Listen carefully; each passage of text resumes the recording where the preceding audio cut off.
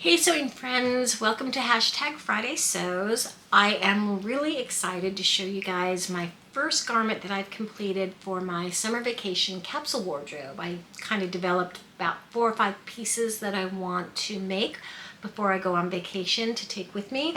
And I completed the first one and I'm very pleased with it. And what it is it is the Love Notions Summer Basic Maxi Dress. Now I was a little, I've never really worn a maxi dress to tell you the truth, and so I was a little trepidatious about it, but several of you guys said that, you reached out in the comments and all and said that you actually liked it, you liked the pattern. I mean, you gave me your thoughts and your insights. So thank you so much. That really helped me kind of take away some of the, anxiety I had about making it.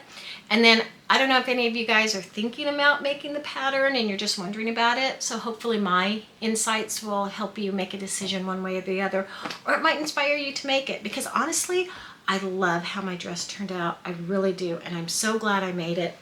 And I would really recommend this pattern.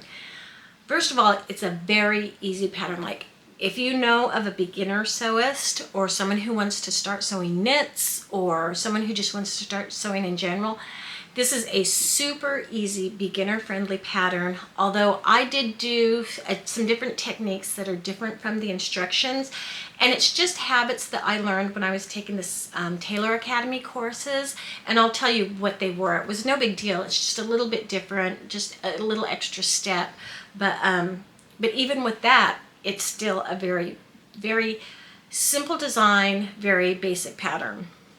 And and so let me show you. Sorry about that.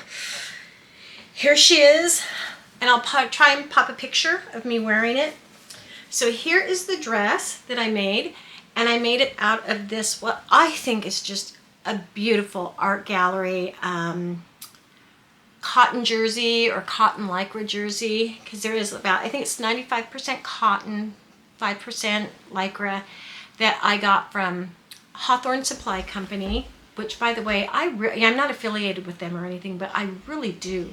I'm so glad that I found them, because I really do like their selection of art gallery fabrics, and they are spot on as far as, you order it, you get an email they receive the order, you get an email when it goes out, and you can track it, and they're really quick. So I really like their service as well. So here's the dress. I went ahead and actually toiled it first with a much less expensive fabric, and I'm kind of glad I did, because I did have a couple of concerns on the pattern. And let me show you. My biggest concern was the bodice piece. Look how tiny this bodice piece was. It does hit you as an empire, like right below the bust, so it's kind of has like an empire waist on it. But even so, and I don't know if you can see, but when I put this up to me, and I'll try and stand up and show you. So I tried to, take into account the seam allowance, and I put this on, and it doesn't quite cover the chest. Now, I know that it's a cotton jersey and it's going to stretch, but I was still concerned that it might hit me like right at the apex or look kind of weird, but it didn't. It looks fine.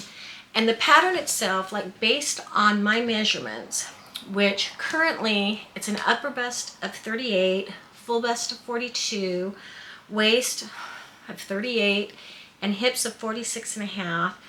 The pattern suggested I do a large at the chest, grade 2 an extra large at the waist, and then grade 2 a 2XL at the hips. I'll be honest with you, I thought that was too much work. And I looked at the finished garment measurements, and I decided to just do an extra large the whole way, just the whole pattern on my toile, and then I would decide from there where I wanted to go with it. And actually, the extra large fits just fine. I don't think I needed to grade to a 2XL at the hips. I don't think the dress looks too tight, and you're not seeing all the lumpy, bumpy, hips there. I think it skims over and has plenty of room. The extra large at the waist works fine, and at the chest. Now, it could be a little bit, if I wanted to nitpick, I could go in and sew up the seams a little bit and make it a little bit tighter on the chest, but you know, it's a tank top, so there's straps and it's kind of low cut, so your arms and your chest are very exposed, and I didn't want it to be too tight. And I'm glad I didn't make the large, because the difference, see, here's the extra large, and I don't know if you can see the cutting line here for the large, but that's a difference of about an inch, so, or excuse me, a ½ inch. So on each side that would be a difference of 1 inch. And I really think had I cut a large and graded to an extra large at the waist, that it might have been a little too tight for my preference at the chest. So I'm very happy with the extra large fit that I get all the way down. Now, one thing that I'll tell you about making this, when you make a maxi dress, of course, there's going to be a lot of fabric. It took me, I think, it recommended 2 3/8 yard, but I did I bought 2.5 yards. And an art gallery is a little pricey. I mean, I think I paid $19.95 a yard for this. So this is kind of like a $50 dress. And I really had to give it some thought. I thought, oh, maybe I should use a different material, a less expensive material. But I'm glad I did. And I'm glad you guys gave me your comment and your thoughts about how much you like the dress and how much, you wear it, because that helped me kind of jump in and use this, because I think this fabric is gorgeous and I think it looks good on me. So I don't regret using an expensive fabric, but just sort of food for thought. If you're thinking about it, it does take 2.5 yards, and that's kind of a lot of material. But again, I think it's just a lovely dress. Now, what I did differently, the pattern has you just jump in and start putting it together. You attach the back bodice to the back, the front bodice to the front, then they have you do the shoulder seams and sew it up, and then, your neck binding and arm binding. The extra step that I did, because, this is a long skirt, it's a maxi skirt, so that's a lot of weight pulling down on this.